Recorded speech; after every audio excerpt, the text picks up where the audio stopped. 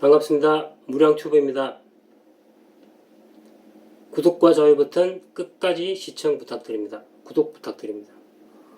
제목은 이렇습니다. 마녀 사냥과 희생양이 필요한 사회. 허무량입니다. 국민 여러분, 처음 우한 바이러스 사태가 중국 우한에서 터졌을 때 한국의 전문가 그룹, 예를 들어 대한의사협회 등은 단호히 전 중국 국민의 입국을 철저히 틀어막자고 했지요. 경제적 이해관계가 훨씬 큰 북한도 그렇게 했습니다. 그런데 어쨌나요? 저 사대주의 문재인 정권은 미적미적 미루다가 이렇게 어마어마한 참사, 5명 또는 이상의 사망자가 나오게 된 것입니다.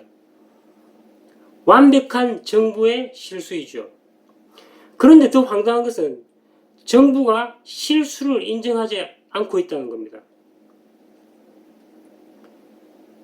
도대체 얼마나 더 죽어야 실수를 인정하겠습니까? 누구나 실수는 할 수 있습니다.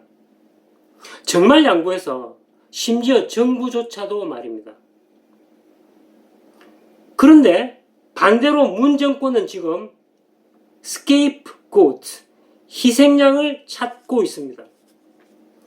죄를 다른 사람에게 덮어 씌우기를 시도하고 있습니다. 말하자면 위치헌트, 마녀 사냥을 시도하고 있습니다.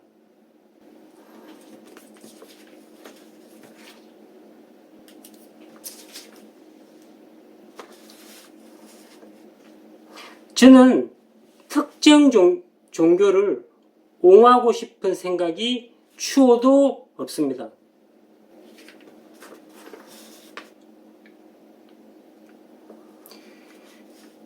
자유민주주의의 한 덕목인, 그러나 저는 자유민주주의의 한 덕목인, 한 조항인 종교의 자유를 위해서라면 목숨을 버릴 수도 있습니다.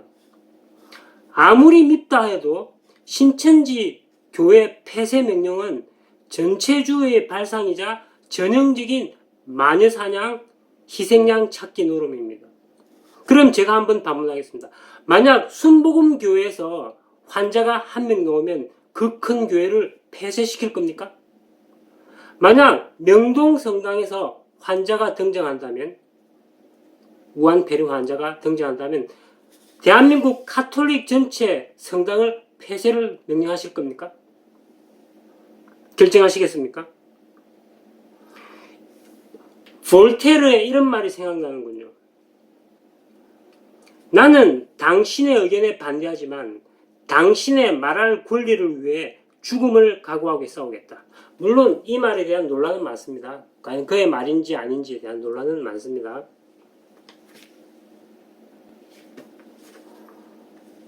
신천지의 교리나 포교 방법이 아무리 싫고 혐오감을 주고 그것이 주류 신학에서 멀어져 있다고 해서 이단이라고, 소위 말해서 소콜 이단이라고 해서 그들의 종교를 이단이라고 하더라도 그들의 종교의 자유를 지켜줘야 우리 자신도 일요일날 교회나 성당에 갈 수 있는 사회가 형성되어서 우리 종교의 자유를 누릴 수 있습니다. 말하자면 그들의 종교를 자유를 인정해줘야만 우리의 종교의 자유도 있다는 것입니다. 도대체 신학적인 논쟁거리를 정치, 사회, 문화의 세계로 끌어온다면 뭘 어떻게 하겠다는 겁니까? 다시 말하지만 신천지 종교의 자유가 보장되어야만 장로교회, 가톨릭교회, 감리교회, 불교, 원불교의 자유도 보장되는 것입니다.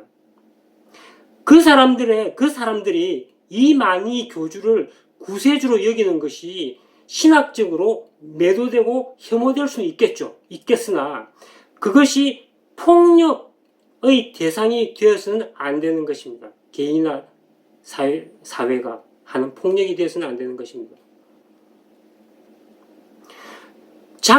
정부가 하는 잣대는 전형적인 위치헌트, 마녀사냥. 어린 양 죽이기 현상입니다. 제가 분명히 말씀드리는데 이번 사태의 원인은 문재인 정부에 있지 신천지 교회에 있지는 않습니다. 물론 세부 사항에 들어가면 예를 들어 신천지 일부 교인들이 지금 진료를 거부했다든지 도망을 갔다든지 이런 문제들이 있겠죠. 명백히 잘못한 것들도 있겠죠. 인정합니다.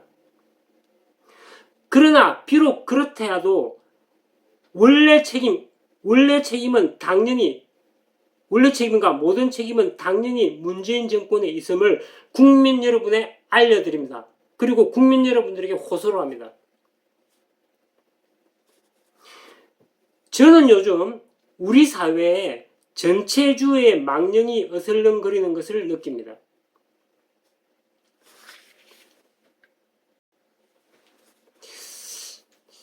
물론 저는 전체주의의 망령이 어슬렁거린다. 이게 아마 유명한 어떤 사람의 말일 거예요. 제 순수한 제 말은 아닐 겁니다. 그건 기억은 안 나요. 아무튼 이 말이 참 마음에 드네요. 아무튼 저는 요즘 우리 사회에 토털리즘, 토털테리언, 토털주의, 전체주의의 망령이 어슬렁거리는 것을 느낍니다. 저는요, 이 어두운 그림자가 우리 동네 골목에 그리고 그 다음 우리 집 대문 앞에 이 그림자가요. 그리고 우리 집 안방까지 거실을 통해서 우리 집 안방까지 들어올까 무섭습니다.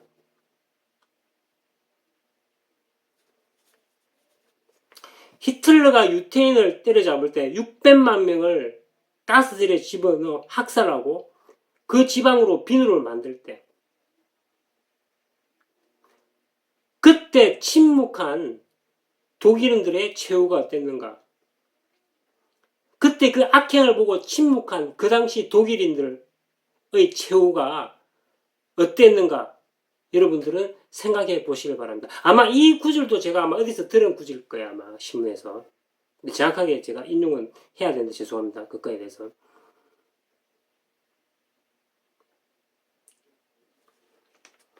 히틀러가 유태인을 때려잡을 때 침묵한 독일인들의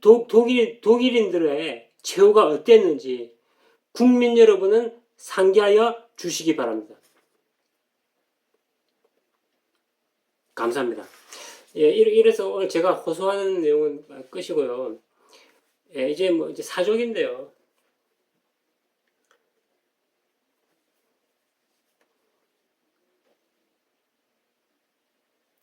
그러니까 저는 이렇게 느끼는 거죠. 예를 들면 이제 신천지를 미워하고 신천지 교리를 싫어하는 것은 종교적인 학자라든지 종교적인 분야에서 이루어져야 될 것인데 그것이 현실로 넘어와서 실제로 어떤 명령이 집행되는 공적인 명령이 집행되는 분야까지 넘어와서 안타깝다는 이야기. 그리고 그런 소수 종교의 자유를 지켜줘야 소위 말하는 주류 종교의 자유도 지켜줄 수 있다. 그리고 제가 이렇게 오늘 제가 심각하게 말하는 것은 저는 그 종교의 자유가 굉장히 중요한 덕목이고 민주주의의 근간이라고 생각하기 때문이죠. 근데 이것이 혹시라도 손상이 되면 우리 사회에 어마어마한 데미지가 올까봐 두려워서 충심 어린 마음으로 이렇게 하는 겁니다. 저는 개인적으로 무슨 신천지를 개인적으로 옹호를 한다든지 그리고 잘 몰라요. 물론 신천지 다닌 사람들도 몇 명 있어. 제가 아는 지인들이 제가 아는 다양한 종교의 사람들이 있죠.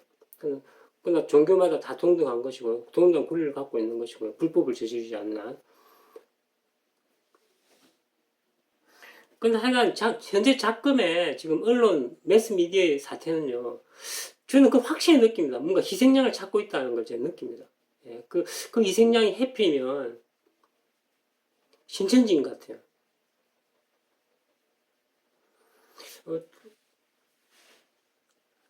조금 더 사정을 붙이자면 또 이런 건 제가 좀 느꼈어요. 제 의견입니다. 제가 알기로는 신천지라는 그 종교가 현 정권에 굉장히 우호적이었다고 알고 있어요. 저는 개인적으로 그렇게 느꼈거든요. 굉장히 우호적이다. 제가 제 밖에 3자 입장에 볼 때는 우리나라 한기총하고는 좀 적대적인 관계였죠. 아마 신천지가. 그에 반해서 신천지는 우리나라 정부하고는 굉장히 저는 우호적인 관계다. 좀 쉽게 말하면 친한 관계였다고 알고 있어요. 그런데 어떻게 해서 이렇게 뒤통수를 칠 수 있나요? 우리나라 정부가. 저는 이렇게 생각합니다. 우리나라 정부가 신천지를 배신했다라고 저는 개인적으로 생각합니다. 예, 제 느낌으로.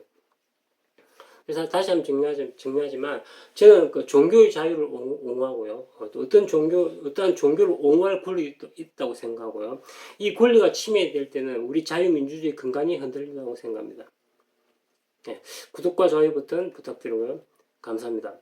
네, 무량투비였습니다.